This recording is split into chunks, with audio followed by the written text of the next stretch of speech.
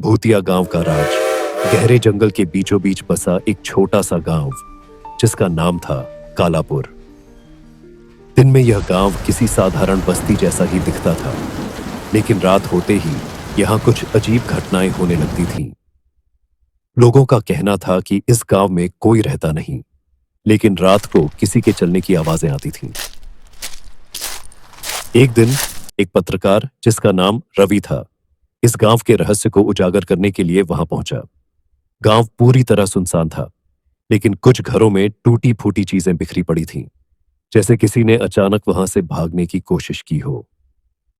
रवि ने गांव के बीच बने एक पुराने कुएं के पास अपना कैमरा लगाया और रात होने का इंतजार करने लगा। जैसे ही घड़ी ने 12 बजाए, अचानक हवाओं में सरसराहट होने लगी। पेड़ जोर जोर से हिलने लगे और रवि ने महसूस किया कि कोई उसे घूर रहा है। रवि ने कैमरे के लेंस से देखा। सामने एक धुंधली परछाई थी जो धीरे धीरे उसकी ओर बढ़ रही थी। उसका दिल जोर जोर से धड़कने लगा। उसने हिम्मत जुटाकर पूछा, कौन हो तुम? लेकिन कोई जवाब नहीं आया। अचानक पास के एक घर से किसी के दरवाजा पीटने की आवाज आई। रवि ने वहां जाकर देखा तो दीवारों पर खून से लिखा था, भाग जाओ वरना अगला नंबर तुम्हारा होगा। डर के बावजूद रवि ने हिम्मत नहीं हारी और खोजबीन जारी रखी। अगले दिन उसे गांव के पुराने पुजारी मिले, जिन्होंने बताया कि यह गांव पहले खुशहाल था, लेकिन एक दिन यहां के लोगों ने एक निर्दोष साधु को मार दिया था।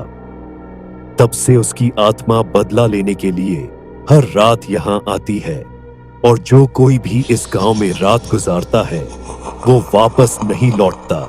रवि ने तय किया कि वो इस रहस्य से पर्दा उठाकर ही रहेगा। उसने रात फिर से गांव में बिताने का फैसला किया, लेकिन इस बार जैसे ही घड़ी में 12 बजा, उसने देखा कि उसके आसपास कई भूतिया परछाइयां खड़ी थीं।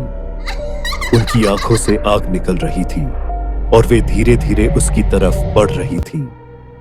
रवि ने अपनी पूरी ताकत लगाकर कैमरा उठाया और दौड़ लगा दी, लेकिन जैसे ही उसने गांव की सीमा पार की, सब कुछ अचानक शांत हो गया।